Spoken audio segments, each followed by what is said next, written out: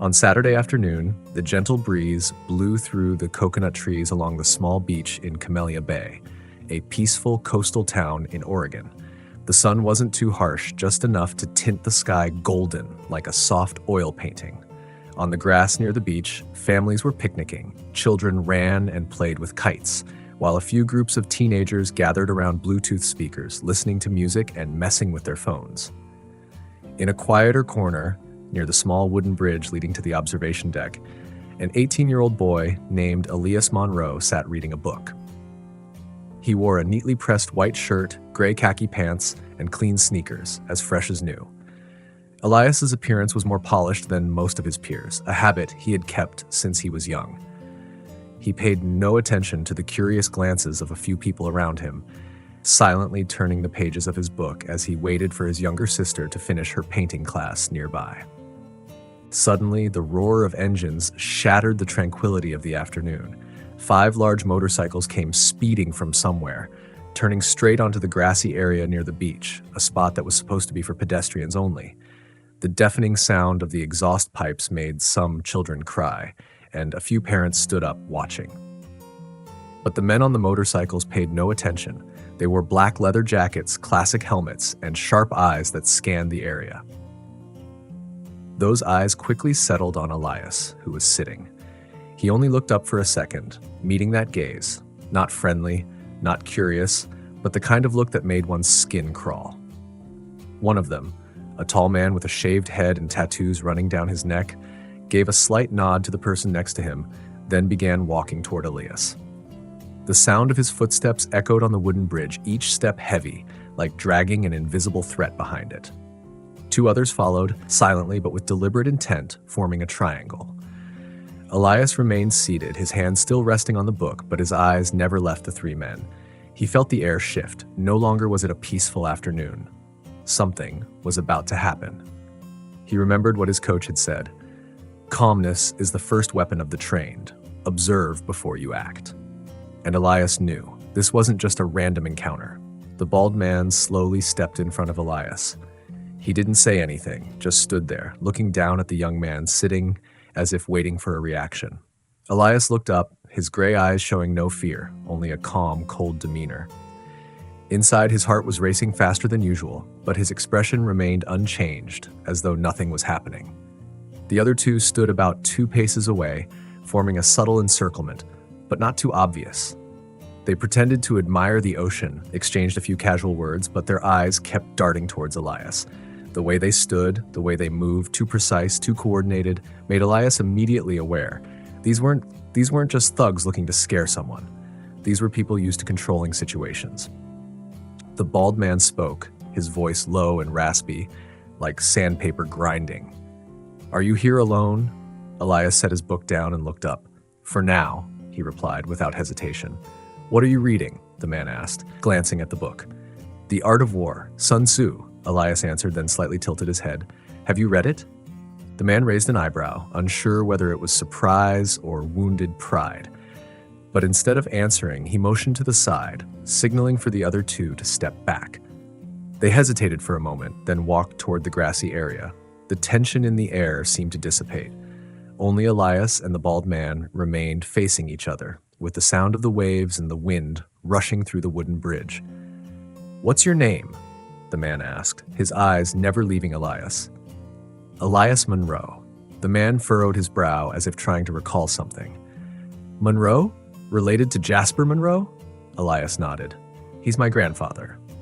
This time, the man actually reacted. A brief moment of surprise, then his gaze softened. Not in a friendly way, but more like he recognized someone familiar, or at least a name not to be taken lightly. "Well, seems like it's a small world," he muttered. Elias didn't say anything more. He kept his sitting posture, but his mind was racing like a spinning wheel. Why did they know his grandfather? And why were they approaching him like this? The man studied Elias for a few more seconds before turning away. Just before stepping off the bridge, he paused, tossing over a parting remark. "Some names shouldn't stand out too much, Elias, even in a peaceful place like this town." Then he disappeared into the wind and the roar of the engines. Elias sat still for a long while, watching as their figures slowly faded. He knew this was just the beginning. That afternoon, Elias returned to the wooden house hidden behind the pine trees. The house, left to him by his grandfather Jasper after his death, was simple yet sturdy, with large windows that overlooked Brimfield Lake. Since his grandfather passed, Elias had lived there alone, surrounded by quiet and memories. He hung his jacket on the hook, poured himself a cup of tea, and then walked into the small office, where everything remained just as it was when his grandfather was alive. The dark wooden bookshelves, the old map marked with red pins, and the desk always strangely neat. On the desk was a small wooden box that Elias had never touched. Today, after the unusual encounter on the bridge, he felt it was time to open it.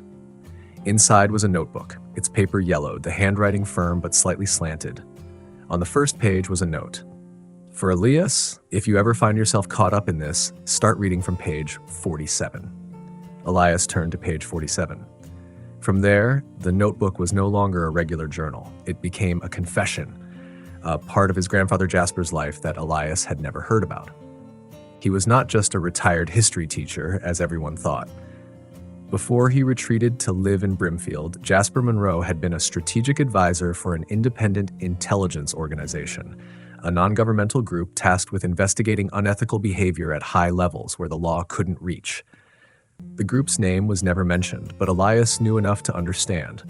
This was a world where the name Monroe carried weight. The notebook mentioned 3 names: Raphael, Brenner, and Cass, three people who had worked with Jasper in the organization. But after a failed mission in Eastern Europe, the group disbanded. Raphael and Cass disappeared, while Brenner, Jasper did not write clearly about him, only leaving a note: if you meet him, don't trust him. Elias closed the notebook, his heart heavy.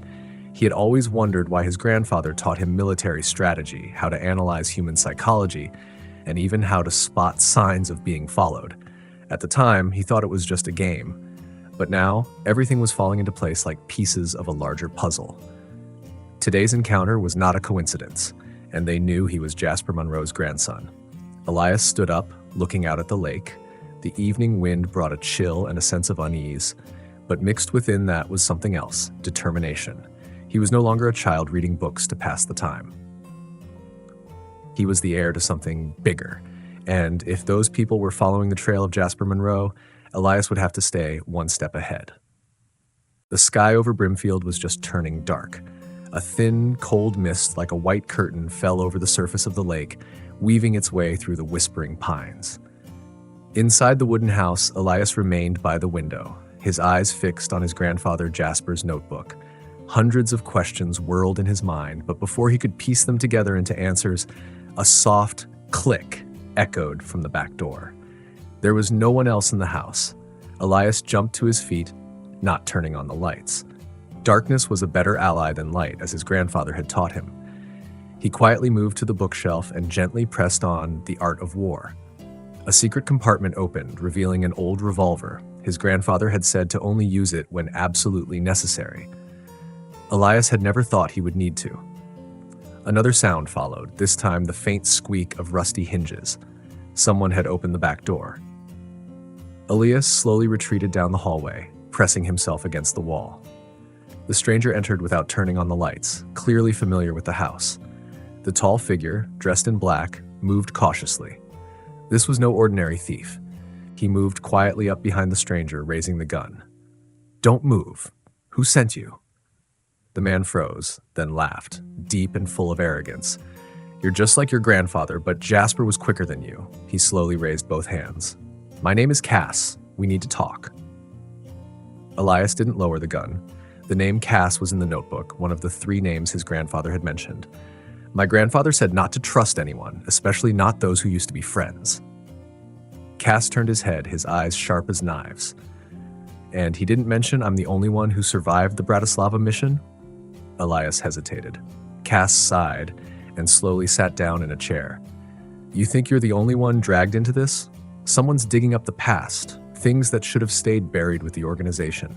Jasper knew that. He didn't die of old age, Elias. He was cleared the way." The words hit Elias like a blow to the chest.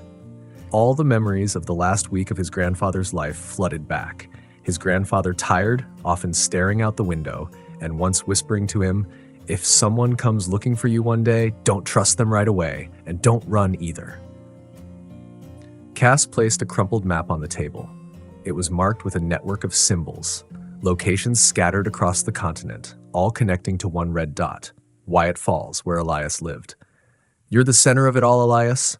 You have what they want, and they're coming back. Outside, the sound of a dog barking echoed from a distant farm. A signal. Cass looked at Elias.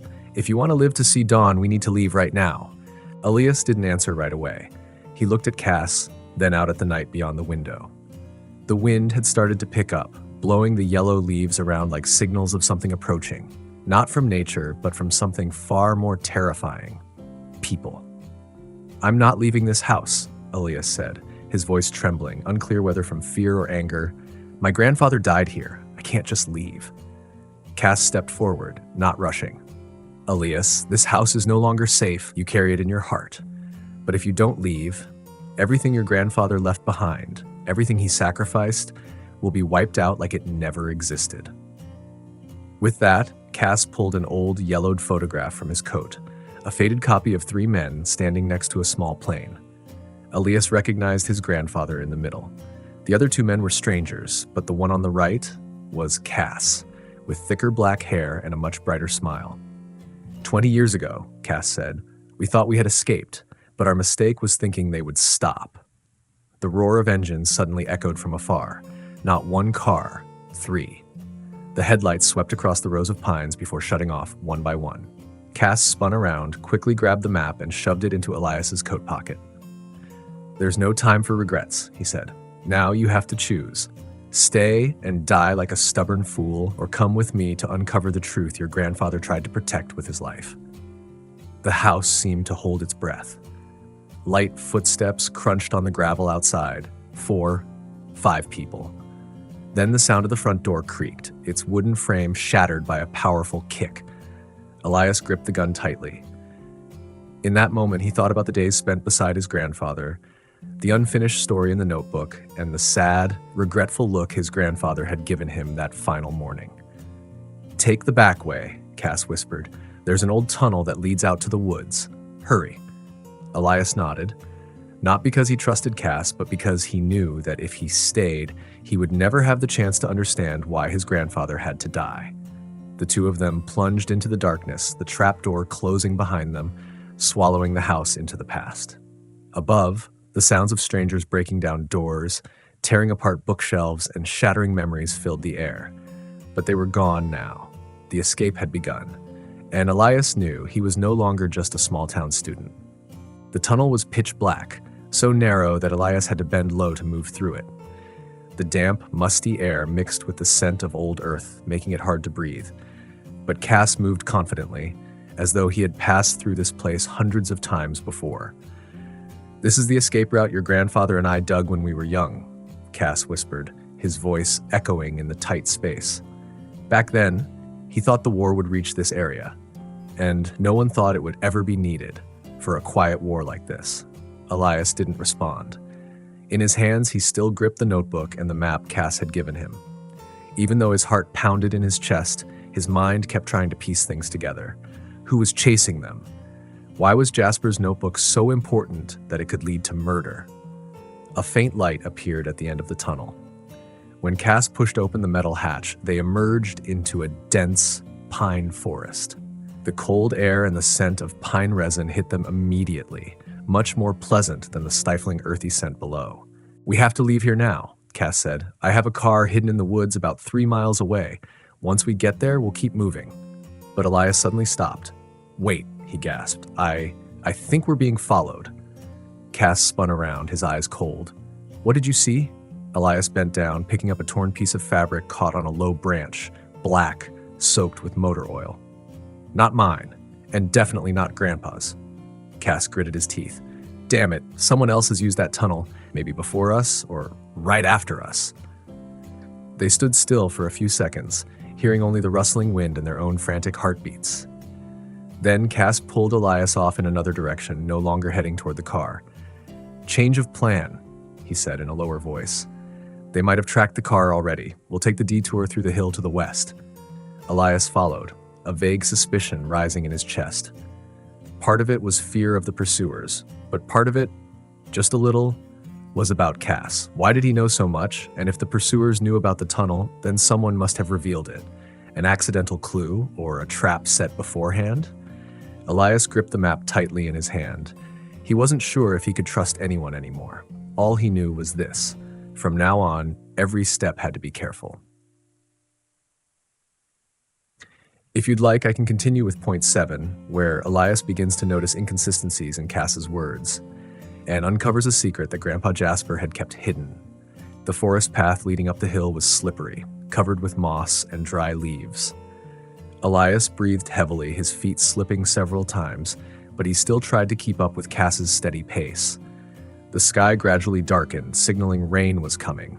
And to Elias, nothing was more threatening than a downpour when you're running through the deep woods. "Do you still have the notebook?" Cass asked without turning around. "It's here," Elias replied, his hand resting on the chest of his coat where he hid it. But in his heart, the one thing that wasn't still here was his sense of trust. As night fell, they set up a small tarp tent near a stream. Cass started a fire with practiced skill, far too skilled for someone whom Elias had only known as an old friend of Grandpa Jasper who used to be a teacher. While Cass quietly boiled water, Elias opened the notebook again, this time with a different eye, suspicion and caution. Grandpa Jasper's scrawled notes slowly revealed disjointed pieces of a bigger picture. The line that made Elias stop was, "Cannot trust anyone, not even those who held your hand when the war ended. They are no longer the same." Elias blinked. Who held Grandpa's hand when the war ended? He remembered Grandpa once mentioning Cass in a story about the final days in Europe, but it was very vague. "Cass?" Elias called, his voice steady.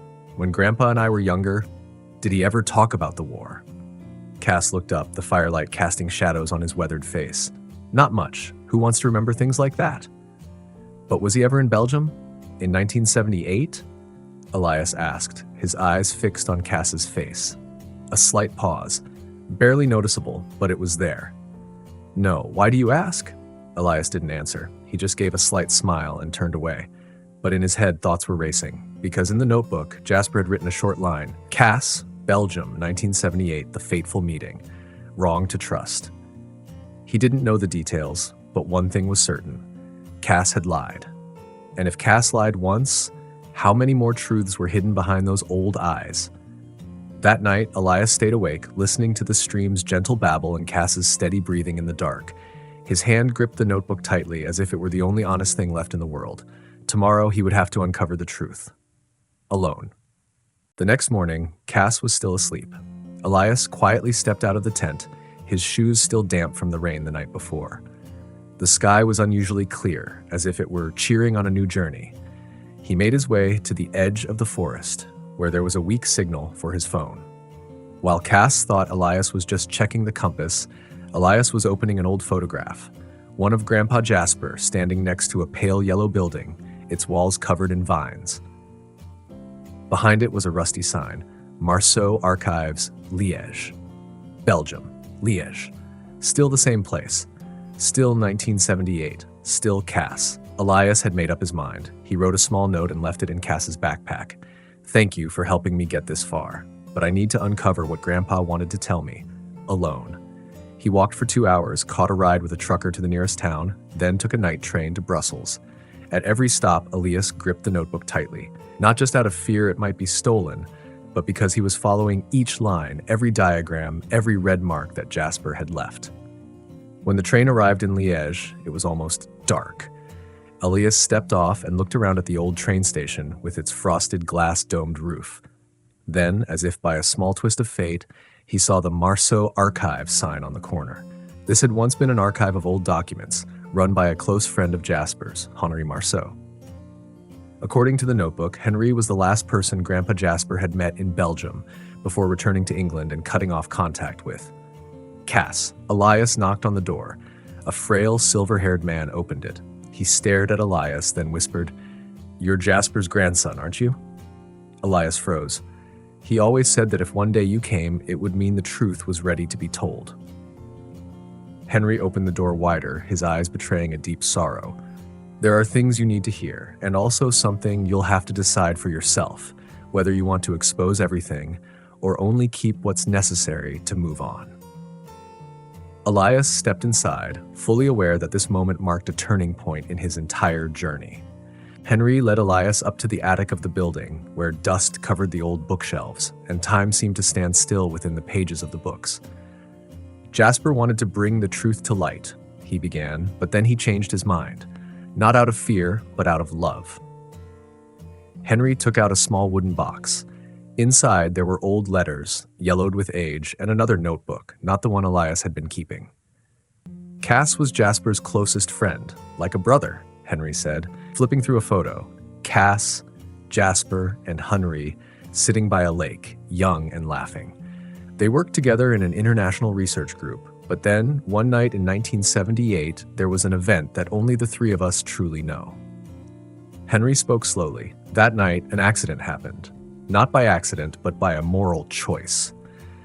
One of the group members was severely injured after a technical failure, and the whole group had to decide, report the truth or keep it hidden to protect the project and the injured person, who was Cass. Jasper initially wanted to report it. But after learning that if the truth came out, Cass would lose everything, his scientific credentials, his right to settle, and even the chance to live decently, he chose silence. Your grandfather kept this secret his whole life, Henry said, his eyes heavy with sorrow. Not out of fear, but because he didn't want to destroy the friend who had been his whole youth. Elias sat quietly. He imagined his grandfather, who was usually strict and careful, could choose silence for the sake of a friend. And Cass, always thoughtful, sometimes stern to the point of being harsh, turned out to have borne such a heavy weight of gratitude. You have the right to tell the story, Henry said, but you also have the right to choose how to tell it, so that the listener understands that human connection sometimes doesn't lie in absolute transparency, but in compassion. Elias gripped the letters tightly. He didn't cry, but his heart felt stormy. Some truths shatter people, but there are also emotions, quiet and subtle, that keep people steady amid life's storms. That morning, Elias left Henry's attic just as the sunlight spilled onto the old gray roof. The first breeze of the season brushed his cheek, but he didn't pull up his collar.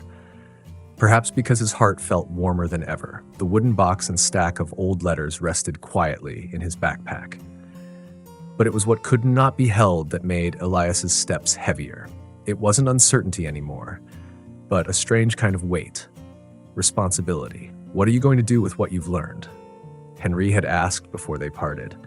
Elias didn't answer right away, because he understood the truth wasn't something you hold up as evidence. It was a thread. Pull too hard, and it could tear apart the fabric someone else had spent their whole life protecting. A few weeks later, Elias returned to the town. Winter began knocking at the door. Cass no longer lived there. He had moved to a quiet nursing home near the old lake. Elias sent him a brief letter. No mention of the past, just a note that he was writing a book. Not to expose, but to remember. The book wasn't titled Jasper didn't mention Cass and didn't list events in chronological order like news reports. Instead, it was a collection of fragmented stories about an old man who planted trees in his garden without expecting to harvest, a friend who had kept silence all his life to protect someone, and a grandson learning how to love from the secrets his grandfather left behind. It might not be read by anyone, Elias thought, or if it is, they won't know it's a true story. But for Elias, that didn't matter. What mattered was that he had learned that the truth wasn't just for telling, but for living with. The day the first copy of the book was printed, Elias didn't hold a launch. He simply placed one copy on the windowsill of Henry's house as a silent thank you. The story ended there, but people never stop at one story, and Elias, with eyes no longer impulsive but never losing their curiosity, was still moving forward, because some endings are just the way the world says, now you're ready to begin. Life, my dear, is never short of lessons. We may not understand everything right away, but over time, we come to realize that every step has its reason. Just like Elias, his journey wasn't just a quest for the truth, but a journey to find himself. We often think we need the answers immediately, that we need to know everything to understand everything. But, my dear, sometimes what matters is not knowing everything, but accepting the things we cannot change, learning to love even though the past was full of scars. Elias chose to tell his story, not to expose everything, but to understand that the truth can be painful, yet forgiveness and understanding are the cures. His story didn't end with a period, but with an ellipsis, opening the door to other journeys, other stories, other lives. And each of us, every single one of us, has our own story. Remember, no one out there lives just to be the background of someone else's story. Everyone has value. Everyone has a lesson to share. If one day you feel lost, don't forget that sometimes the small moments, the silent choices, are what truly shape the person you are. So, wherever you go, whatever you do, always remember this. We can always choose to love and forgive. And when you do, life will teach you more lessons. Lessons that we may not always understand right away, but one day, you'll look back and feel truly grateful for every single moment. Like Elias, like all of us, a life may never be perfect, but it's in those dark corners where you'll see more clearly the light of compassion and forgiveness. So keep living, keep learning, and keep loving, my dear.